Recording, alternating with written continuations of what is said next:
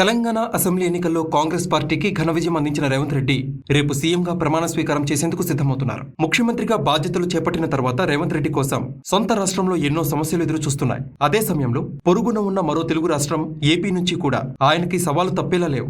ముఖ్యంగా విభజన జరిగి 10 ఏళ్లైనా పరిష్కారం కాని సమస్యలతో పాటు రాజకీయ సవాళ్లు కూడా ఉన్నాయి. తెలంగాణలో సీఎంగా బాధ్యతలు చేపట్టగానే రేవంత్ రెడ్డికి సొంత రాష్ట్రంలో ఎదురయ్యే సవాలని పక్కన పెడితే ఏపీ నుంచి ఎదురయ్యే తొలి సవాల్ వచ్చే ఎన్నికల్లో కాంగ్రెస్ పార్టీకి తిరిగి జీవం పోయడం. పొరుగున ఉన్న మరో రాష్ట్రం కర్ణాటకలో కాంగ్రెస్ గెలుపుని అందిపుచ్చుకొని తెలంగాణలో కాంగ్రెస్ కి అధికారం ఇప్పించిన రేవంత్ రెడ్డికి ఇప్పుడు సీఎం కాగానే ఏపీలో కాంగ్రెస్ కి జీవం పోసే సవాల్ ఎదురు కాబోతుంది. మరోవైపు ఏపీలో అధికారంలో ఉన్న వైసీపీ అధినేత వైఎస్ జగన్ తో రేవంత్ రెడ్డి ఎలా వ్యవహరించబోతున్నారు అనే చర్చ కూడా సాగుతోంది. ఎందుకంటే ఇన్నాళ్లు చంద్రబాబు శిష్యుడిగా రేవంత్ రెడ్డిపై విరుచుకుపడిన వైసీపీ తెలంగాణ ఎన్నికల్లో సైతం ఆయన గెలవకూడదనే కోరుకుంది. ఇప్పుడు రేవంత్ రెడ్డి సీఎం అయ్యాక అది మనసులో ఉంచుకుని జగన్ కి రిటర్న్ గిఫ్ట్ ఇస్తారా లేక సొంత సామాజిక వర్గం కావడంతో లైట్ తీసుకుంటారా అనేది వేచి చూడాల్సి ఉంది. అలాగే ఏపీలో విపక్ష నేత టీడీపీ అధినేత తన రాజకీయ గురువు చంద్రబాబుతో రేవంత్ రెడ్డి వ్యవహార శైలి కూడా తెలుగు రాష్ట్రాల రాజకీయాల్ని ప్రభావితం చేయబోతుంది. తెలంగాణ ఎన్నికల్లో తన కోసం పోటీ నుంచి తప్పుకొని కాంగ్రెస్ కు ఓటేయించిన టీడీపీ రుణం ఏపీలో రేవంత్ రెడ్డి తీర్చుకుంటారా లేదా అనేది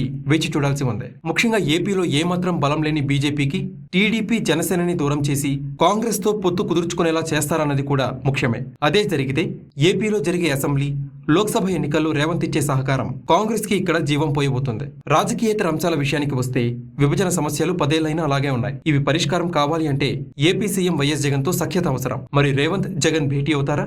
విభజన సమస్యలపై కేసీఆర్ కి భిన్నంగా పట్టు విడుపులు ప్రదర్శిస్తారనేది కీలకం. ఇప్పటికే నాగార్జున సాగర్ తో పాటు ఇతర ప్రాజెక్టుల వివాదాన్ని పరిష్కరించుకోవాలి అంటే ఏపీతో రేవంత్ రెడ్డి వ్యవహార శైలి కీలకంగా మారబోతుంది. అలాగే కేంద్రంలో బీజేపీ, ఏపీలో వైసీపీ అధికారంలో ఉన్న తరుణంలో కాంగ్రెస్ ముఖ్యమంత్రిగా వీరిద్దరితో చేసుకునే సమన్వయం కీలకంగా మారబోతుంది.